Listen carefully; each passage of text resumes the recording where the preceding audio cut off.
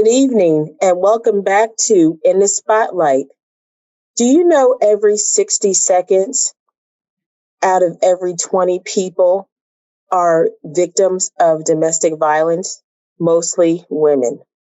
Well, this evening we are shining the light on and welcome to, by the way, In the Spotlight with Tabitha.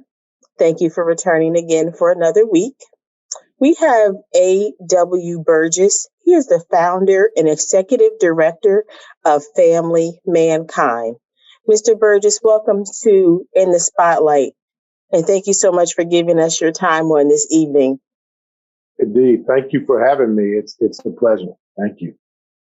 Mr. Burgess, with that statistic being out there, can you tell us a little bit more about, well, let's start with, how did you get here? How did Family Mankind come about? Very simple. I literally was in my senior year of college and had a phenomenal life ahead of me. I was getting ready to go to law school in a year, literally was going to have my senior year at Hampton University. And I literally had the ear of an executive, a CEO, a Fortune 500 company CEO. And he just said to me, A.W., I want you to go back to school, have fun, and graduate and know you're going to live an incredible life. You're going to be an attorney with us. I'm going to start you at $125,000 a year while you're in law school because I don't want you worrying about money. Wow. That was my send off. And in less than 45 days after that conversation, I was locked up because of domestic violence with my girlfriend. And I had been abusing her since we were 15, and so here I was at 21 years old in jail, and no one could figure it out. Judges, no one could figure out why I would destroy my life in that regard. And the simple thing was that specific history in my life is what propelled me to do this work, because I knew then what was done to me to get me right and get me whole. And after seeing that, this was something that was so profound in our communities, I didn't see there was a solution. And so literally God tapped me on my shoulder one day in Chicago and said, this is what I want you to do. And that's how Family Mankind came about. It started with me writing the book to tell the story. And then here we are today. Wow.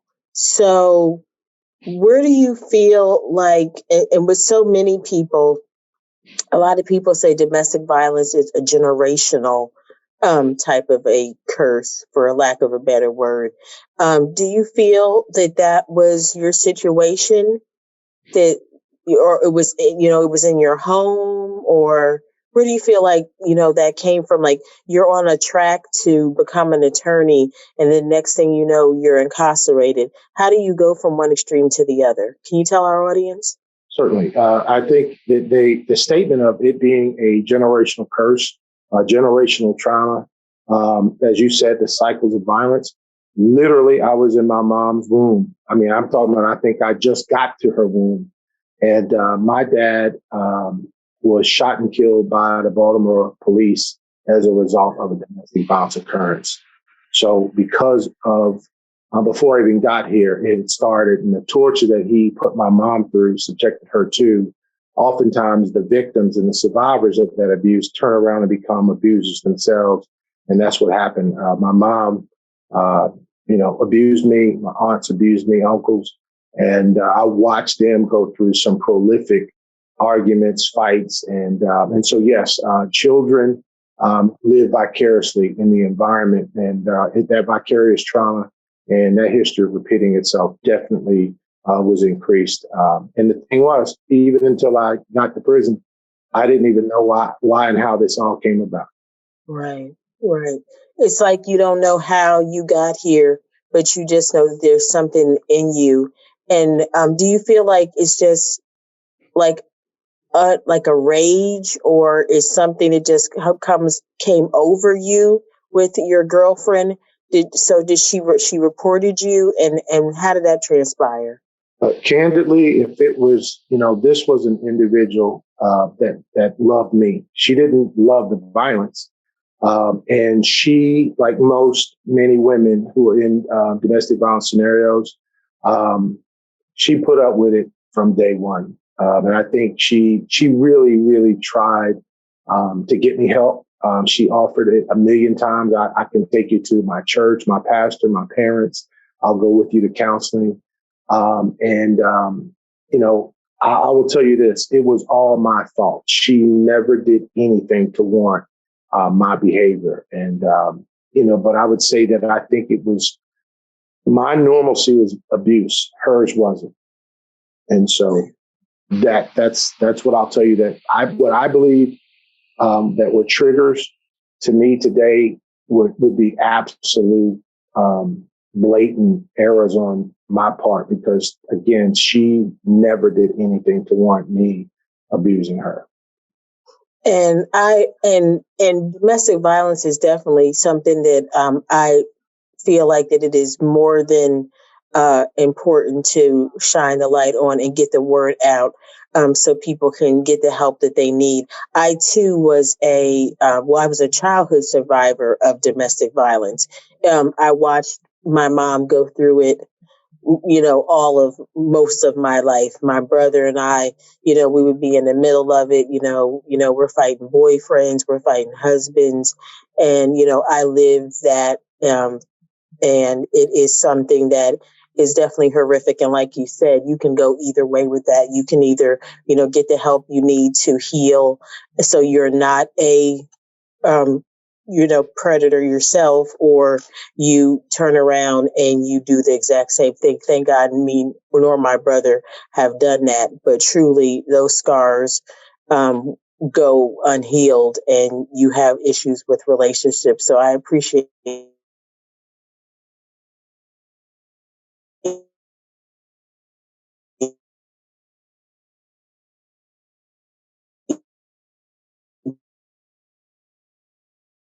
to the audience. We're empowering our audience, and we are encouraging our audience. So I was doing a little research about your company, and I saw where in October, WBTV also featured you and told your story, and another couple told their story. And I saw that on air, and I suggest anyone go back and look at that. And then we're here in North Carolina, Charlotte, North Carolina.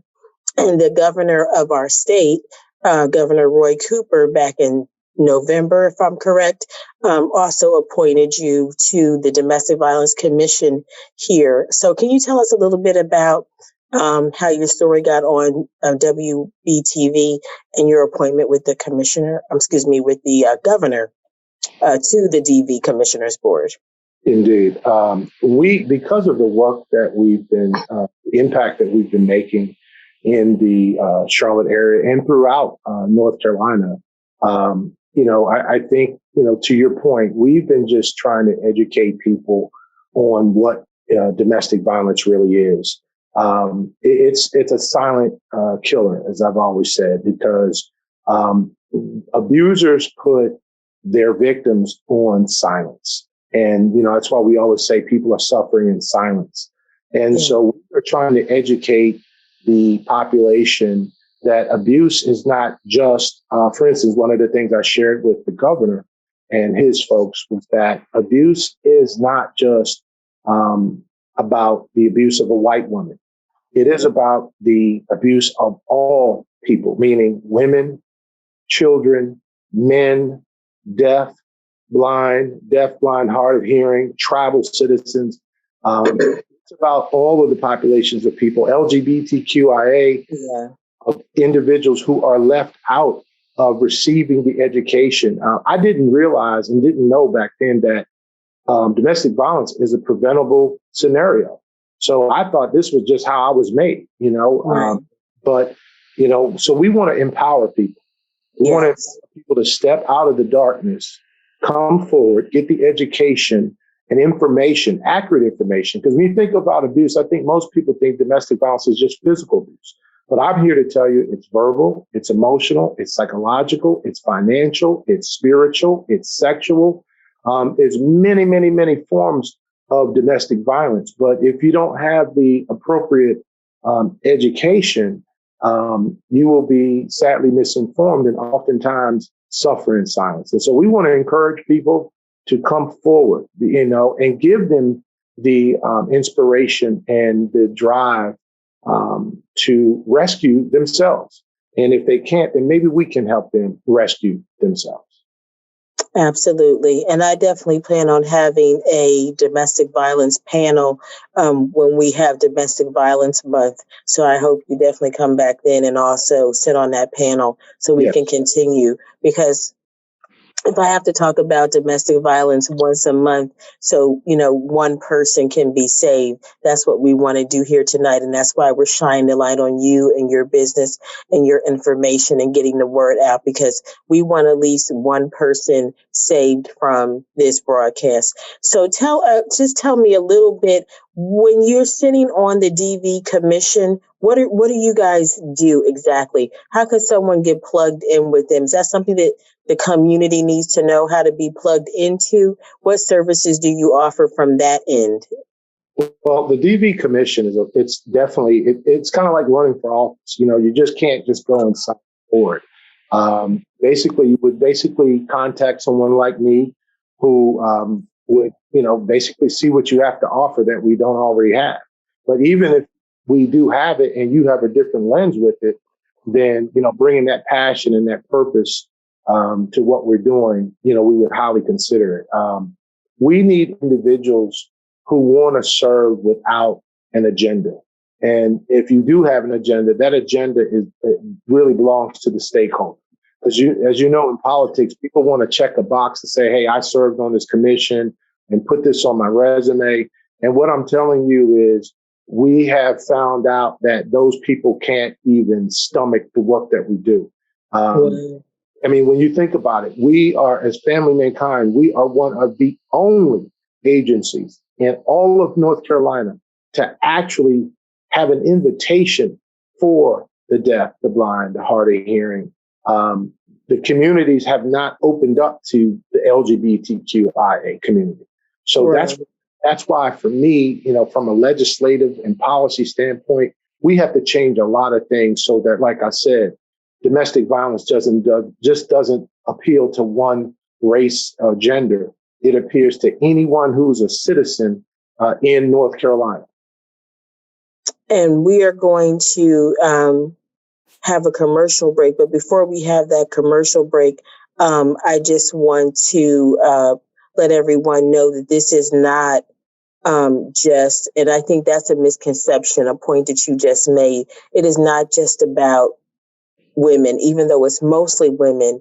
People don't realize that there are men in shelters from being perpetrated against, facing domestic violence.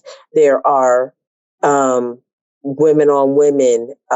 Do you see a lot of men on men? What are the statistics? If you could just go over that for us really briefly before we break for our commercial. And when we do come back from our commercial, we will get into how we can get your information out to the public.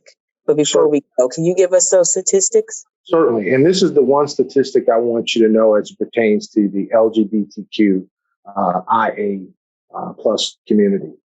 In the African American community, as it pertains to that community, it has the highest lethality rate, meaning more folks die quicker as a result of domestic violence if they are in that community. So when I first learned of that, because I already know all statistics, 1 in 4 women, 1 in 9 men, if you will. And really that number has driven down because of COVID to 1 in 3 women and 1 in 4 men abused by domestic violence. And so to know that, again, the populations of people who have never been thought about, male survivors, we do events where I'll have a panel of male survivors of domestic violence. And it blows people away because they're like, oh, my God, that big old burly guy or that dude with the deep voice and again, like domestic violence, can you look at anybody and say, hey, oh, that's an abuser right there. Or, hey, that's a victim right there. Or, hey, that's a bystander of domestic violence. No, you can't. And so that's why we want folks to really have empathy towards individuals who are again, and have been empowered and encouraged to step forward, to put your arms around them and support them, because that's where they're going to realize that the freedom is in coming off of silence. And I always tell people, if you want to be healed, it has to be revealed. Thank you so much, Mr. Burgess. And now we are going to take a short commercial break, and we will be right back. Are you ready to buy a new home or refinance a home? Call Quentin Johnson at Homestar Financial. Homestar Financial offers competitive rates for home improvement, new construction, FHA, VA, conventional, and USDA loans. Take advantage of today's low interest rates by being a smart and prepared buyer. Get pre-approved today and find out just how much house you can afford. Call Quentin Johnson at Homestar Financial, 704-526-4007, extension 50306. Homestar Financial makes home ownership a reality. In MLS 161685, equal housing lender. Good evening again, and welcome back to In the Spotlight with Tabitha. This evening, our guest is A.W. Burgess. He is the founder and the executive director of Family Mankind. We're speaking on domestic violence on this evening, and Mr. Burgess is encouraging, empowering, and educating our viewers on the statistics and everything that Family Mankind can put in your hands, and the information that you can glean to get some help for you, your loved one, or someone near and dear to you. Mr. Burgess, thank you again for being here. Welcome back. What I have noticed in some of my research with domestic violence, it's a repetitive cycle. And how do you suggest to our viewers, um, I guess where I'm saying is this: domestic violence is, I guess, what AA is to the alcoholic or the drug addict, and people that are struggling with this. It's so silent, like you said earlier before the break. How can we really make an impact right now, especially with COVID and the numbers being higher because we were trapped inside with our abusers? How can we really make an impact this evening? I'm going to say that, the term keeping it real, right? Keep it real. Yeah. Let me keep it real with you. And the word real to me, the letters REAL, that stands for me really effective at loving or really effective at lying. And what I mean by that is keeping it, that I'm speaking of is the dysfunction that's in you. For me, that dysfunction was violence. I would tell my girlfriend, hey, honey, I promise you, I'll never do it again. I promise you, I won't do it again. I'll never do it again. Only to do it again and again and again and again. And so to me, as I shared earlier, if you want to be healed, if COVID has just exposed what was already there, but has put it on a grander platform because we can't go anywhere, or we're spending even more time at home. And so if you really want to be healed, it has to be revealed. We have to get to the root cause of the violence, of what made that individual become a participant in violent behavior. So think about it this way. We all were once babies. Mm-hmm. We didn't come to this earth we didn't know what hate was or evil was. So it was a learned behavior somehow, some way. We saw it, heard it, and it became incorporated in us. And it may have been even there by DNA. Right. But I'm just sharing with you that we have to make that choice to say, hey, I'm no longer going to be a victim. I'm no longer going to be a victimizer. I'm no longer going to be a voyeur and sit here and watch my parents or watch my sister or brother or neighbor. And I'm going to find a strategic way to get them help, or get the abuser help, or get myself help. And so that's why we are called Family Mankind, because we take the holistic approach, the multi-generational approach, to get anybody who participates in violent behavior the help that they need. What are all the services that you offer? What can you tell our viewers what all the services are that you offer at Family Mankind? Certainly, as you stated earlier, we are to domestic violence offenders what AA is to those who suffer from alcoholism, or NA, as you so articulated earlier. And so we provide that service. So we have, and of course, it's all anonymous. We are here for a lifetime. We're not a domestic violence intervention program where it's mandated, by court or proactively go, and it's a 26-week course. We are here for a lifetime with people, but for that specific individual. But we also have survivor sessions in which the victims of abuse have a place and a space to go and anonymously. And just like AA has a sponsor, well, with the survivor sessions, we have it's known as sister support. So we'll assign you a support sister, or you'll find one that you enjoy, and you'll have a support sister. With Family Man, we call that your accountability partner. But we say that's your main man. Just like back in the day, hey, that's my main man. Right. So our accountability partners are support sisters or main men. So that what we found is that most victimizers and most victims, they have no one to talk to because they don't want to share this with a family member who may use it against them, throw it back in their face, or confront the abuser, and then it becomes worse for the victim. So we want to provide services like that. We have, obviously nurturing parenting classes and so forth. And if, after we do what we call an accountability assessment, or a lethality assessment, depending on the severity of, the abuse or the victimization, we may oftentimes even provide clinical psychology for you. Okay.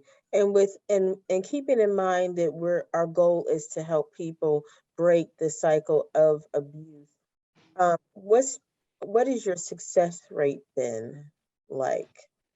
Well, I'm glad you asked that, because we are an evidence-based program, meaning we don't just,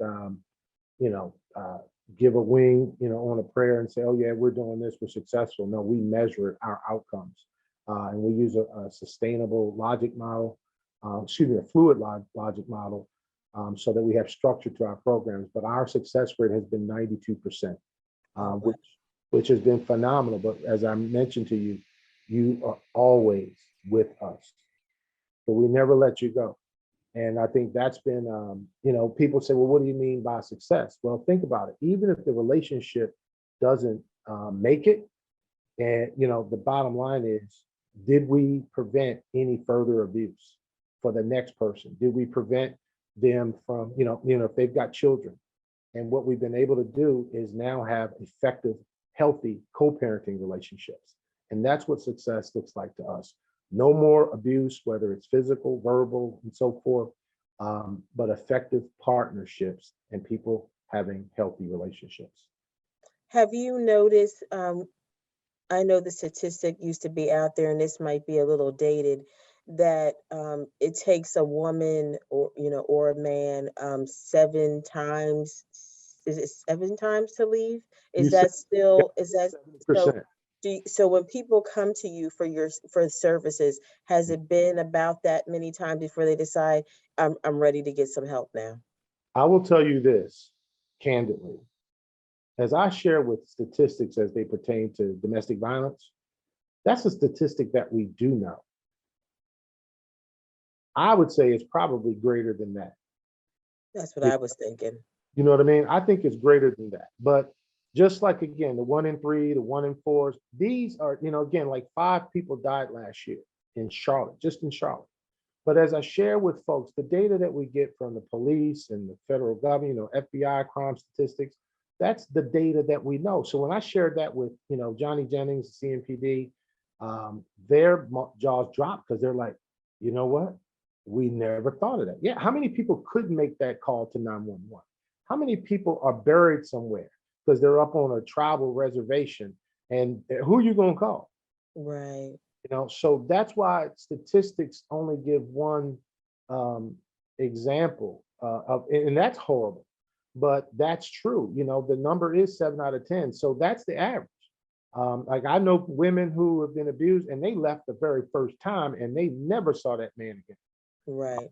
But then I've got women who will tell you, I stayed in my marriage for 50 years, AW. He abused me 52 of the 50 years. So he Wow. was abusing her before they even got married. So that's what I'm sharing with you, that I think that it's way more than 70%. I really do think it's more than that.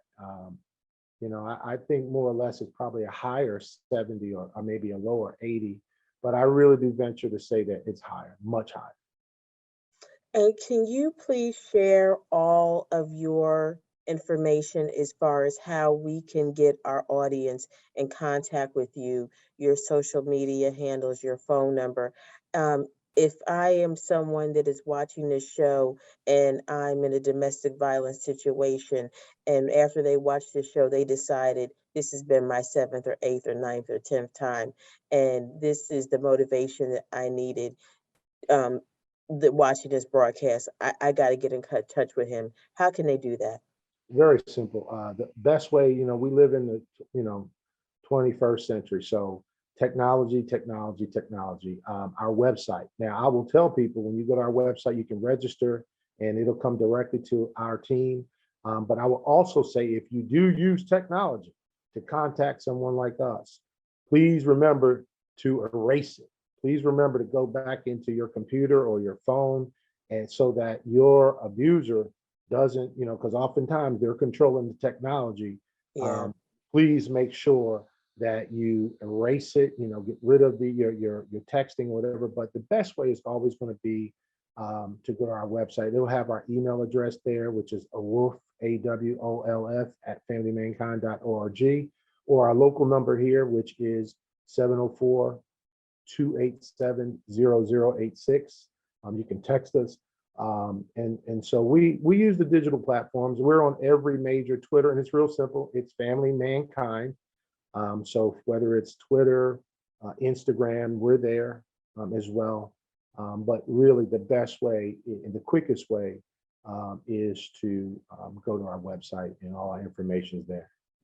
And we want to make sure everyone knows that this is not just for men, it's for women, it's for men, it's for boy, girl, it's for the LGBTQ community. Mhm. It's for everyone. Yeah. It's for all mankind. Yes. Our theme this year at the station has been I'm trying. What are you trying to do in this platform that you have? What are you trying to do this year in 2022 for I domestic violence? don't even have to think about it twice. Every day I get up, I am trying to help God save a life and a legacy. Mm. Bring an awareness to people so that they know that there is a company that you can proactively get help. I mean, think about it. Right now, where would you go? So again, in our communities, in all communities, you do have access to these services. So I'm trying to truly help God, because only your God can Yeah. save a life. But if I can help save a life and save a legacy, and have an abuser turn their life around to where they can keep their family and change their legacy and change the um, destination for their children, so that their children don't become victimizers, victims, and voyeurs, bystanders. That's what I'm trying to accomplish every day. And that is so good. And I think I might have got this quote from your page. It says, we're helping to save lives when we know it's so easy to lose a life. Yes. And that is so true. And that's what we were doing here this evening. We're helping to try to save lives, and they could be so easily lost. Mr. Burgess's services are anonymous. Please, if you need help, please call the information, the numbers, the website, get on there. This is anonymous. We're here to be a service, or you can always call the domestic violence hotlines, which I'm sure are always open and available. And we have shelters throughout Charlotte as well. This show in the spotlight is all about encouraging, empowering, and educating the community from all walks of life with all the guests that are on to get the word out that we're here to help and to be a help to others. If you'd like to be on the show or reach me, my number is 980-907-3136. And you can easily email me at tabithaspotlight@gmail.com. That's TABATHA spotlight@gmail.com. If you feel so inclined that you would like to donate to WYTV7.org, we are a nonprofit television station, a community based, trying to get the word out globally, all to the hedges and byways, compelling men to come. So if you feel like you want to donate to us as well, please reach out to our main page. And you can also reach us by Facebook or simply going to www.wytv7.com. Mr. Burgess, thank you so much for your time this evening. The word is out. The call is out there in the atmosphere. And we look forward to when you come back to our domestic violence panel. And if there's anything that we can ever do for you, please don't hesitate. Thank you so much for everyone this evening for joining me in the spotlight. Have a great evening.